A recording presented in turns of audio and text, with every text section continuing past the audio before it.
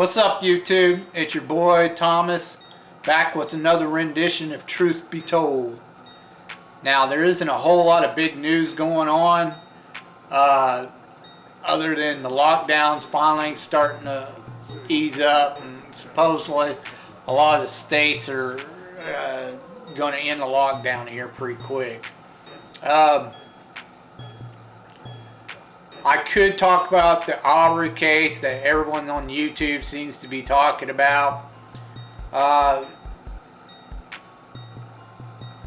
It's the case where the black guy got shot by a couple of white guys, an ex-cop and his son. The media, this is just another thing of the media twisting the story and blowing it out of proportion and keeping blacks and whites divided. And you know, not all blacks are stupid. They're not dumb. They're not ignorant. You know, a lot of them know what's really going on, but there are a few. They go out, start protesting. You always have that few that has to go protest, you know, and show their true racism against other races, especially white people. And yes, there are blacks who are racist. You know, there's racism in every race. I don't care if you're black, white, Mexican, Asian, whatever. There's racism in all races.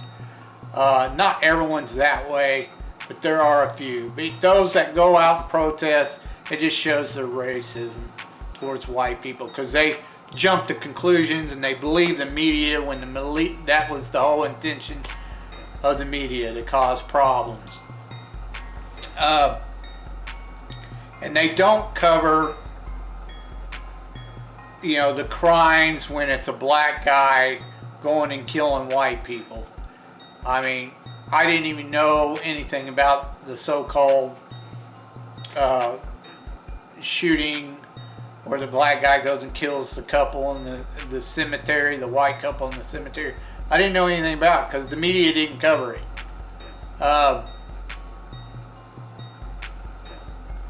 Mainstream media anyway. And that's literally what it's all about. That's the whole point of the case.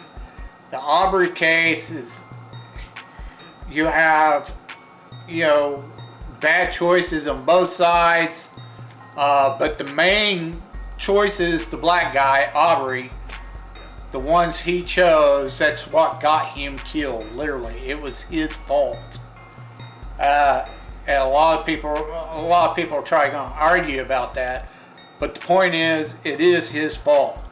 His choices led up to him being killed.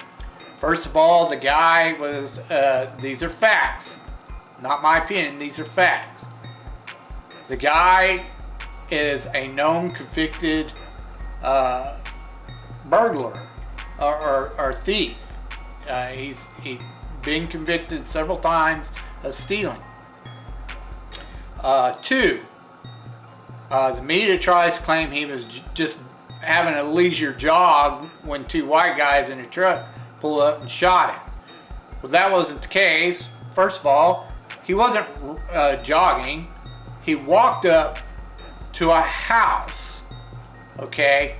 Now get this, a house. He walked up into the yard of someone's home, saw the garage door open, and walked inside. Okay? I don't care who you are or where you're from. Everyone knows you don't go just walking into somebody's house. You don't do that. Not if you're, you know, a mentally competent person, you know, has some morals. You don't walk into somebody's house. I don't care if they're remodeling it or not. You don't go walking into a house. And it shows it on the video. It was a house. It was a residence. Okay. Third, he literally had already been there several times. He'd been caught on video going in there several times. 4, he lives like 10 or 15 miles away. Why is he going up in there? And been in there 4 or 5 times, and he lives like 10 or 15. He's literally casing the joint. You can't tell me. When you see the video, he's literally looking and snooping. He's looking around to see what they have, what he can get. You can't, I don't care if he didn't steal that day. He was preparing to do it. He was going to take something. You don't case a joint and then, you know, and not prepared to take something or steal something. That's literally what he was doing. Now, the son, he grabbed his gun, he walked outside. The father and son had called 911, told him that they suspect that this guy is, they had a rash of burglaries around in the neighborhood, and they think this guy was the one that was doing it, because they just watched him walk up in this house. So they took it upon themselves. The father's an ex-cop, but still, they took it upon themselves to call 911, tell them what was going on, that they watched this guy go in the house, and that they were watching him. They wanted the police to come there and question him. But as soon as Arbery sees that he's being watched, he books it out of that house. Okay. Well, the father and son go to stop him. They decide they're going to make a citizen's arrest and detain him until the cops show up. Now, I don't know if they should have. I don't think they should have used a gun to try to detain him, but that's what they did. The son had a shotgun, I guess, or a rifle or something. Anyways, he wasn't pointing it at him. He had it just by his side, pointed at the ground. He tells him that, you know, they called 911. They're making a citizen's arrest until the police show up and can figure it all out. Well, Arbery, the black guy, instead of, you know, most people, you know, when they see a gun, a person with a gun, you know, they either hide or put their hands up above their head or something, you know, and you know, comply with whatever they want, because they don't want to get shot. They don't want to die. Anyways, Arbery, the black guy, like a dumbass, it was his fault. He attacks the guy with the gun like a moron, and he gets shot for doing it. If you have a gun and someone attacks you and grabs your gun and they're trying to jerk it away and pull it away from you, I'm sorry. You're more than likely, you're probably going into the mentality if you need to defend yourself. This person's attacking me. So whether the white guy pulled the trigger or Arbery caused the trigger to fire by jerking on the gun, they go into self-defense mode when a person's being attacked. So, and they start thinking, well, it's either me or him. So that's what happened. Arbery caused his own death. Plain and simple. It was his fault. Now, whether the white guys was in the right or not, I don't think they should have used the gun, to be honest, to try to detain him. I think they should have just followed his ass and kept the cops informed of where he was going. They didn't have to try to detain him or anything like that. So that was on them. But, you know, you don't go into a house, you don't go walking in a house snooping around 4 or 5 times on different days when it's 10 or 15 miles from where you actually live, and tell me that regardless if he didn't steal anything that day, that he's just going there taking a leisurely stroll through somebody's house. It's just dumb. You know, I've heard the defense of, oh, it's a construction site. I go into a construction site all the time. I don't get detained for going into a construction site, blah, blah, blah, blah. Well, you're trespassing. I don't care if you're in the city or not, it's still considered trespassing. But this wasn't a building that's at a construction site like in a city. It was somebody's home. It wasn't a construction site. They were remodeling it. They left the garage door open. It was a house. You don't go walking in and snooping around in somebody's house. I'm sorry. You just don't do it.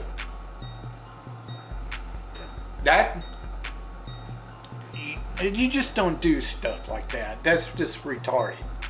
So, you know, I'm sick and tired of people defending this guy when he obviously was the main one in the wrong. Yes, the two guys who tried to stop detaining him, they made a dumb call by trying to do that. They should have just followed him. But still, Arbery caused his own death, plain and simple. Anyways, that's the big news that I've seen being covered because the media blew it up, caused a big uproar about it. And until blacks get over their racism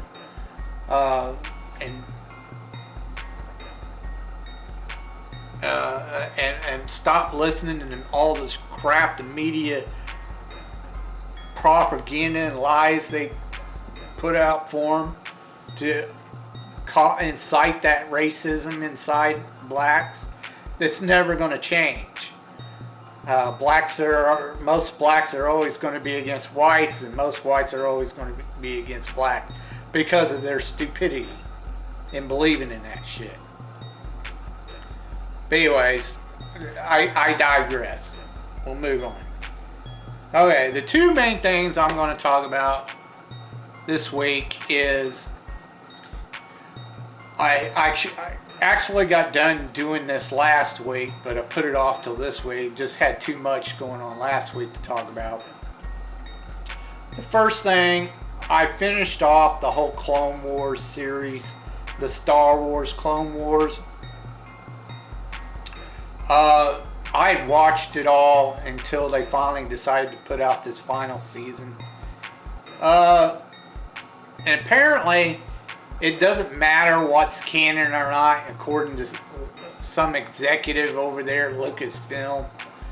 None of it's canon anymore, blah, blah, blah. You know, there is no canon, yeah. Well, unfortunately, there is, whether he likes it or not. She or he, I don't know which. I don't know if it was a woman or a guy at Lucasfilm that said this. I think it was a guy. Anyways, the first 6 movies are canon. The Star Wars Disney is not canon. Period. That's when it all went to shit and they screwed everything up. First things first, I like the character Ahsoka Tano. Okay, I do. I really do. She's a great character. Great story, background, everything. She's an awesome character. However, she's literally not canon. She has nothing to do with the movies whatsoever. This is a cartoon. I like Clone Wars cartoon, but a lot of it is not canon. Some of it is, some of it isn't. Ahsoka Tano is not canon because Vader has never had any apprentices. Never had an apprentice. That's why them games about Darth Vader's apprentice or whatever, Star Killer or whatever, he is not canon because Darth Vader never had an apprentice. Needless to say, I like the Clone Wars. I even like the final season, even though it has some loopholes in it. And it's supposed to be based in between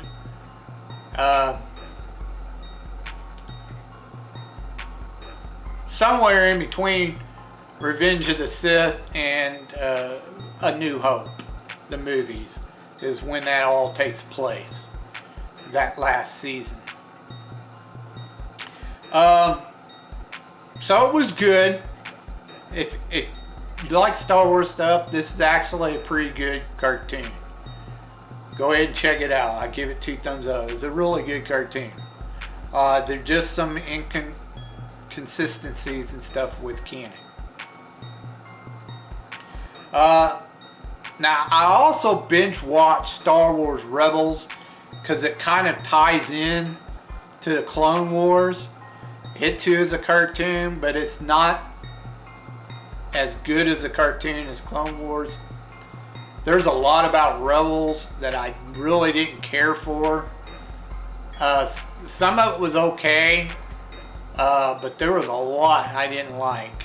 I didn't care for the whole, when Darth Maul finds Kenobi and they just end it with him just one slash and that's it, done, over.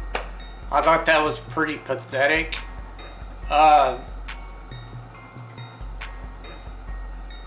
Someone pointed out, another YouTuber pointed out to me, which I didn't pay attention to, but the main show is about this kid named Ezra, which is super annoying, one of the worst characters on the cartoon.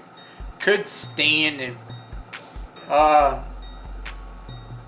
Anyways, he's a pathetic, whiny little jerk, and like a typical teenager, sort of, but over the top teenager. You know, he's just a terrible character. Anyways, it's supposed to be about him and him learning to be a Jedi or whatever.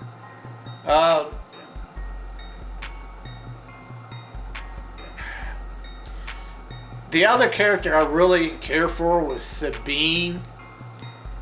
I'm so sick and tired of Hollywood putting out these female characters that are supposed to be super badass, nothing could happen to them kind of crap, you know. They know how to get out of every situation. You know, the typical Mary Sue, and Sabine was kind of like that. She was close to being a Mary Sue.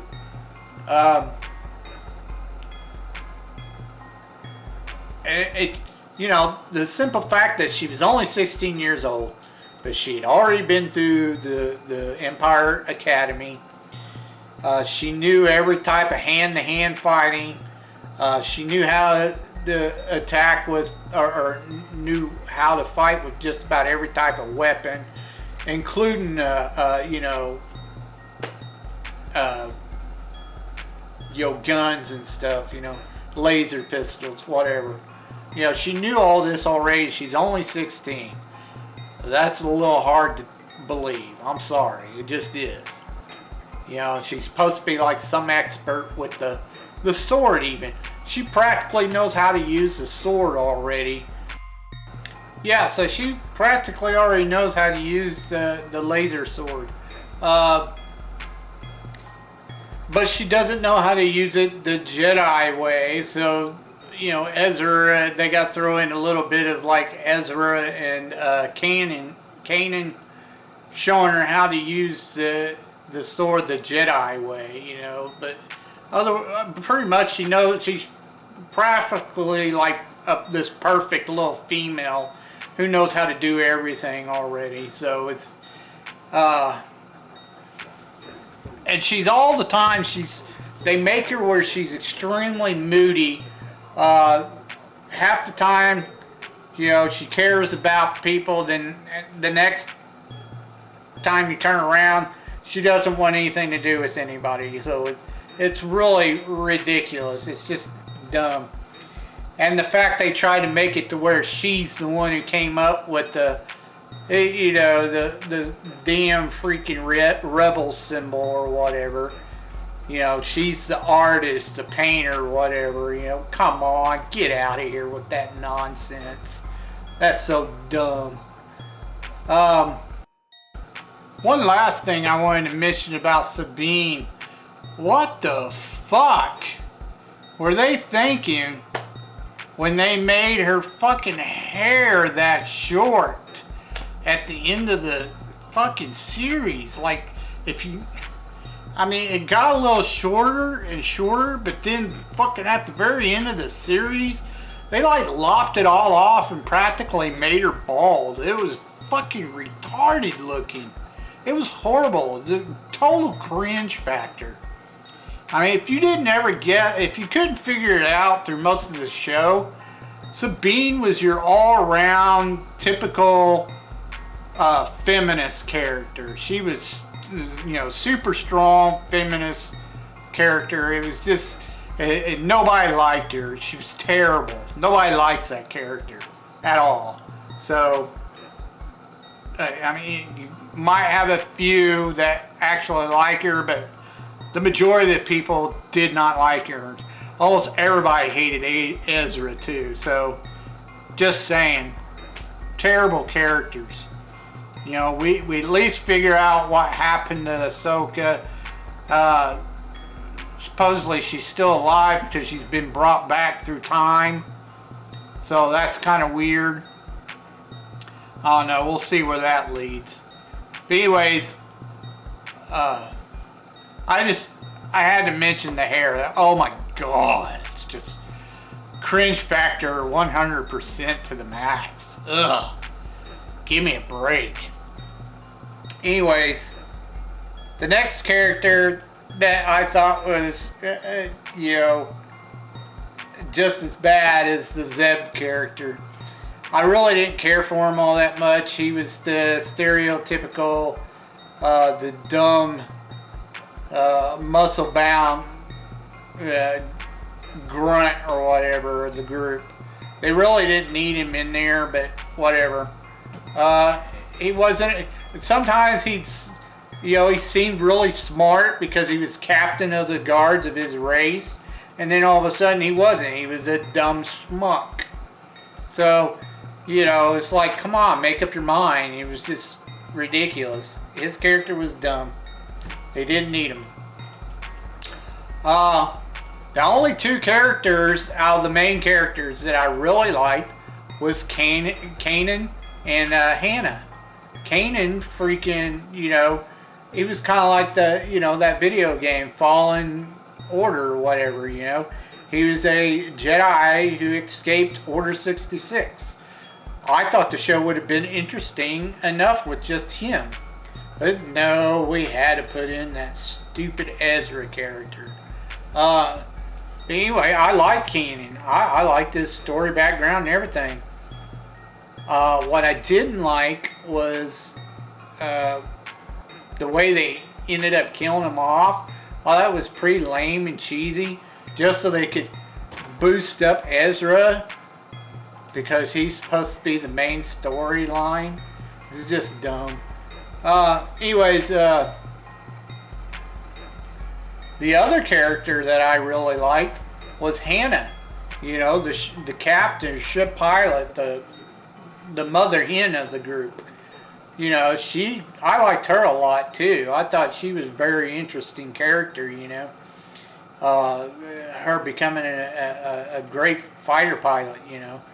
But, you know, they really, I don't know, they really tried to overshadow these two with Ezra and Sabine, which the annoying brat and the so-called Mary Sue of the group, the moody, you know, SJW kind of teenage girl. It was dumb. They didn't need those characters in there whatsoever. It made the show really bad. You could tell that a lot of the stories were just a lot of fillers that were really just bad writing. I don't know what the hell happened. Those Clone Wars had some really great stories and story plots, and it kept changing, and it's offering something new all the time about a certain character. This one was the same old shtick over and over again. You know, one character, mainly, it was usually Ezra. Not all the time, but usually Ezra would have to go on some type of secret mission or whatever. And of course, one or two of the others had to always go with him. It's literally the same thing over and over again. It got really old really fast. I didn't mind Chopper. I have no complaints about Chopper. He's a droid. You know, it was typical droid stuff. So Chopper didn't bother me all that much. I mean, it was kind of strange. He had like this attitude where he's a smart ass kind of. I guess it was all right for that much, but it seemed a little overdone. You know, they tried to make him sort of like R2-D2, but a little bit more overdone. Other than that, I didn't have a real problem with Chopper as a character. That's just comes with Star Wars territory. There always seem to be droids in there.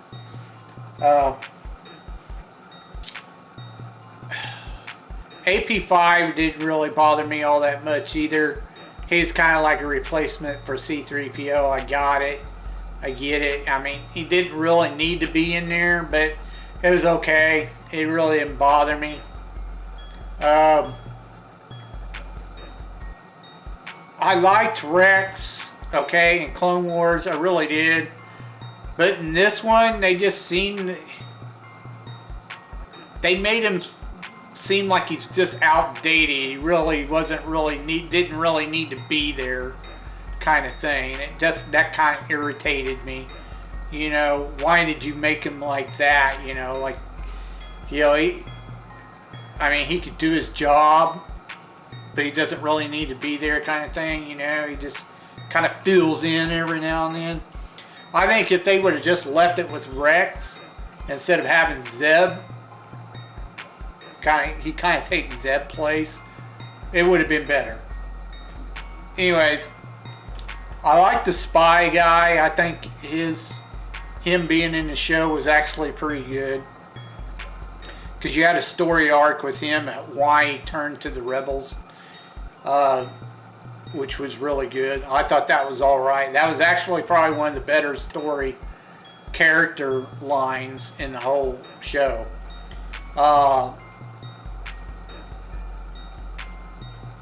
But like I said, for the most part, it should have just been Kanan and Hannah, which is, you know, the fighter pilot or the captain. It should have just been them two, pretty much the whole show. And it would have been fine, you know, with Chopper, of course. But the other three didn't need to be in there. Ezra and Sabine kind of just, they shrugged off Kanan, I keep saying his name wrong, Kanan and Hannah with them two, which was just retarded because they were dumb characters. The other problem I had was the Inquisitors crap. I mean, it literally states in the main trilogy of the movies that Vader was the one who went and hunted down all the Jedi and killed them. Not no Inquisitors. There were no Inquisitors. So I don't know who put in the Inquisitors, but that was dumb. They were dumb. They shouldn't be in there, because they're all pathetic. They can't kill their adversaries. They're all the time. I mean, most of the episodes were them trying to kill Ezra and Kanan. God, I can't say his name. Sorry for that. But anyway, Kanan and Ezra, they're terrible. The Inquisitor, the Grand Inquisitor, the most powerful of them all, he couldn't even take them out. It was just dumb. It was really ridiculous. there's no need for the Inquisitors whatsoever. They were dumb characters. They shouldn't be in here. And you know, I agree with some of this stuff I saw on YouTube about the whole disc thing where it spins the lightsabers for the Inquisitors. You know, that crystal, the crystal and the lightsaber and the rod, it has to connect in order for it there to be a laser sword. And with it spinning like that, you're disconnecting from the handle. So tell me how that works. Number two, them able to fly. What kind of bullshit is that? Them able to fly with them damn laser swords like a helicopter? Come on.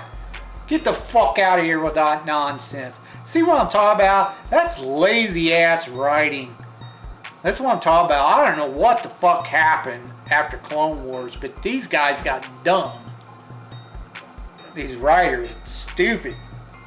Anyways, the show Rebels, you know, it was okay, but there was a lot of crap that was just lazy ass writing, and it could have been done so way better than what it was. I mean, it just a lot of inconsistencies in that show, and you know, none of it's canon anyway. Not even Clone Wars. Clone Wars wasn't even really canon anyway.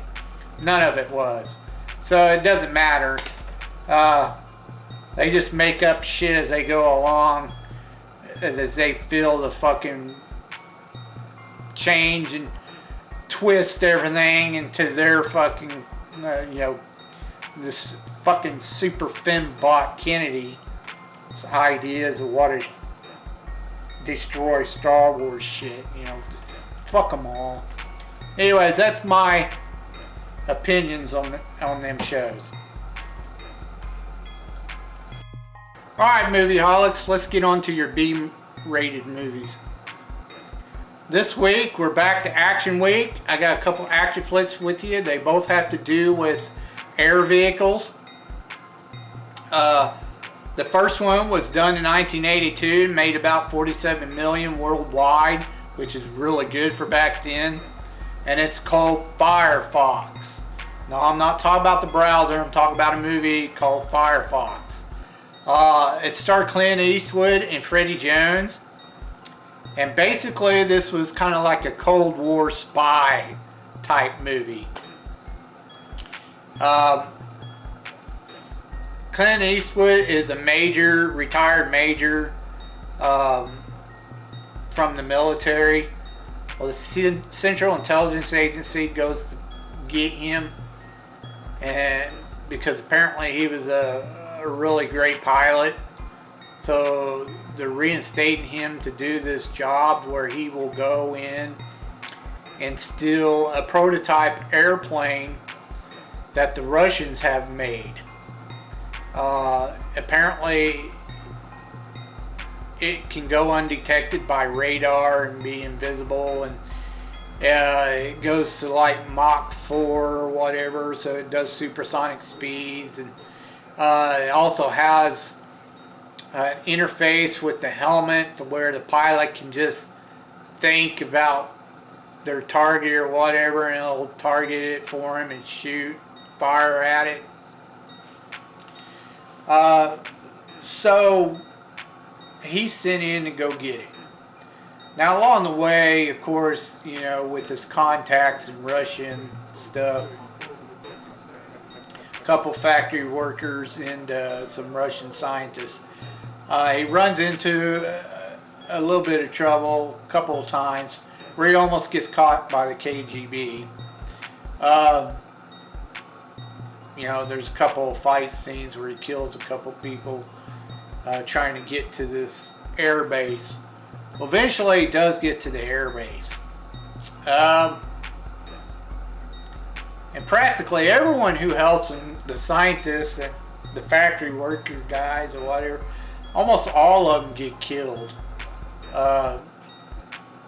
It kind of sucks, you know, they're trying to help, but they almost all get killed. He does meet the colonel of the the actual Russian pilot who's supposed to fly the FireFox.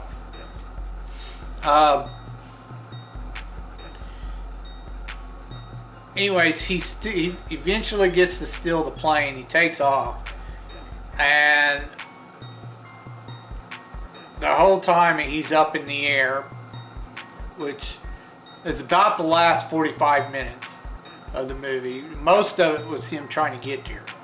Once he gets there, he's got about 45. You got about 45 minutes of the movie left, and the whole time the Russians are trying to find ways to take him down. Get him to return the plane wasn't going to work. So then they try to blow him up. They try a couple of times, it doesn't work. When they realize they have a prototype plane that they could fit with weapons real quick, which they do, and then the colonel or the pilot, Russian pilot, he gets in that plane. He goes after Clint Eastwood. There's a fairly brief dogfight towards the end of the movie. And of course, you know, Clint Eastwood makes it through and he makes it home. And that's pretty much the end of the movie. This was a really good movie. It didn't have a lot of like special effects in it, except for the, you know, the dogfight kind of thing. But what it was really good. It wasn't bad at all. The acting was solid. You had some pretty good actors in this. And the story was really interesting. So I definitely I recommend this movie if you like spy action flicks. It definitely 2 thumbs up. Out of a rating through 1 through 5, I definitely give this a 5 all around. Excellent, excellent movie. This is how Hollywood should be telling their stories or making their movies. Unfortunately, that's not what goes on anymore. But yeah, this movie is amazing. It's why the 80s had some of the best movies ever. Moving on. The next movie was done in 1983. It made about $43 million. Again, not too shabby for back in the 80s. And it was called BlueThunder. Now, it's about a chopper called BlueThunder, hence the name. It stars Roy Schneider. You probably know him from Jaws. Has Daniel Stern in it. You probably know him from Home Alone. He's the other burglar, you know, with Joe Pesci. And then Candy Clark played the girlfriend of Roy Schneider. And then, of course, you have the ever-famous Malcolm McDowell, who played the asshole or villain.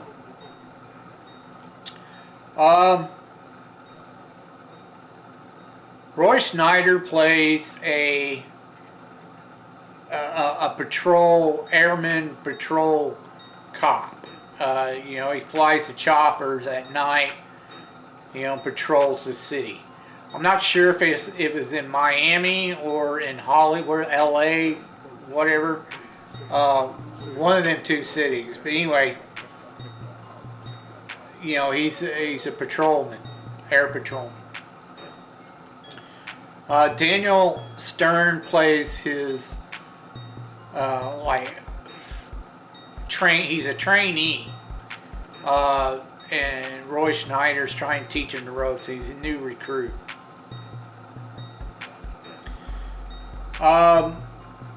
Roy Schneider and his captain get invited to a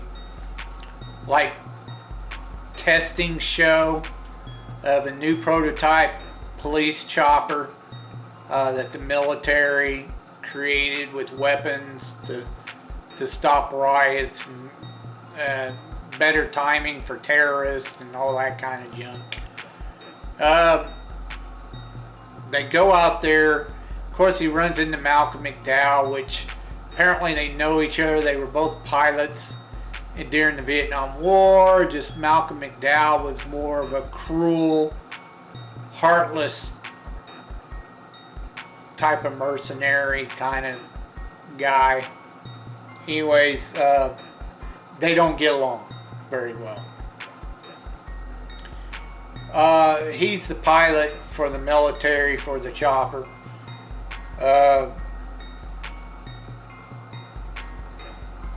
They're wanting to test it, give it a few test runs in the city. There's one particular time that Roy Schneider and Daniel Stern are taking it out, BlueThunder out on patrol.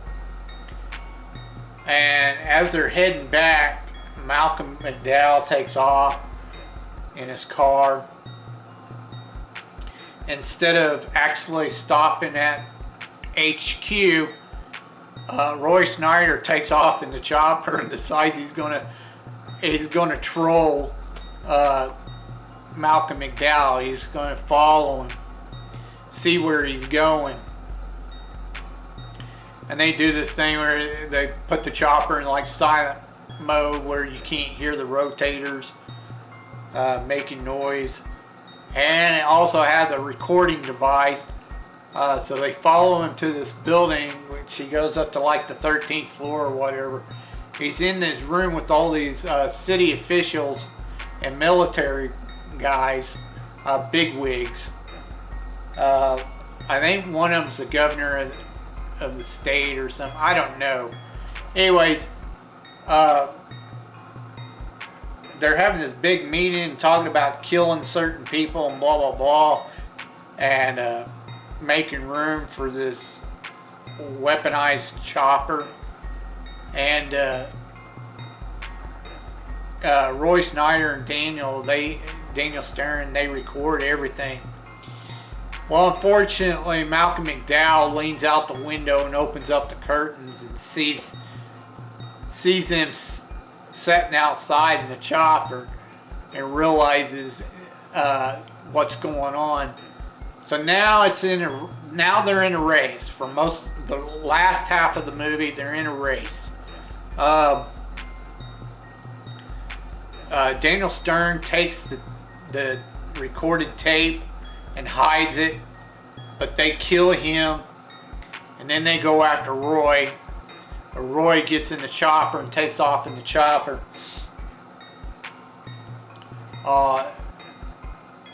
He calls his girlfriend and gets her to grab the tape, and tells her when she gets to the tape, where it was the hiding spot that Daniel Stern hid the tape, tells her to take it to this news television station and only give it to one or two people. And he gives the names of the two people. He says, nobody else, do not give it to anybody else under any circumstance. So she does what he asks. Meanwhile, the news is putting out there that there's this crazy guy in this new super weaponized chopper going around the city. He's nuts and he's causing all kinds of problems.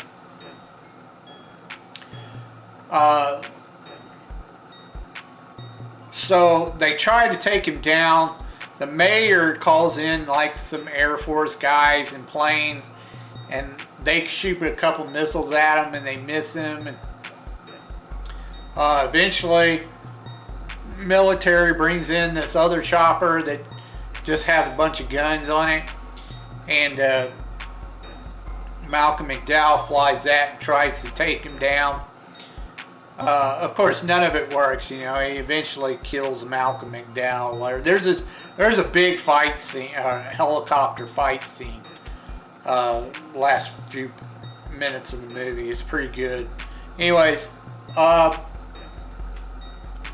his girlfriend eventually gets to the station, and they show the tape, and everyone's busted, and that's pretty much the end of the movie.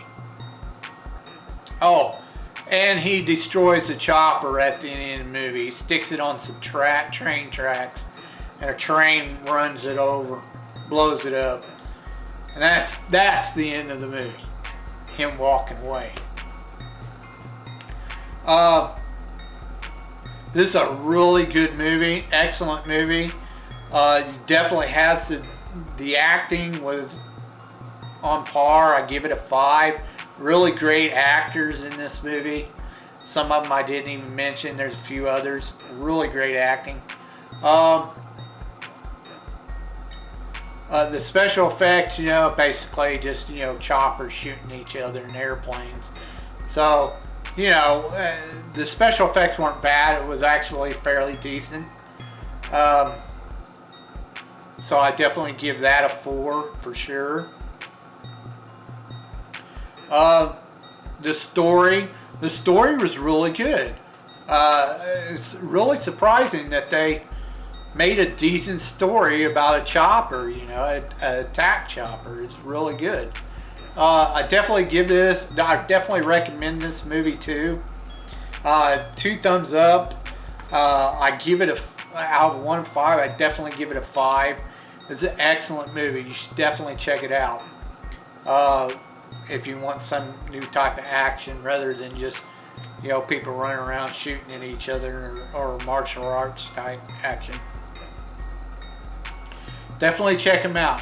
Really great movies. That's all I have for you this week for your B movies.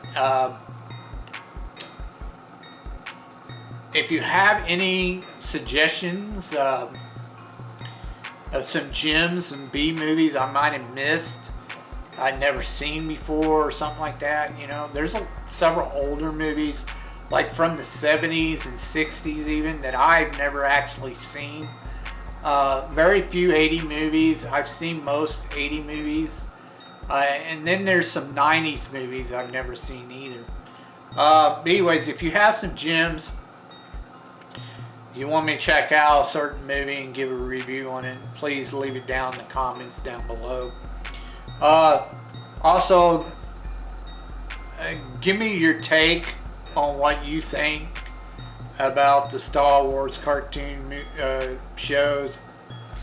Let me know if you feel I was fairly spot on with them or not. And let me tell me what you think about that whole Arbery case, if you've been keeping up to date with it, and what you think on it as well. Like to hear your thoughts. Leave them all down in the comments down below. I told you you'd be told the truth, and you just been told.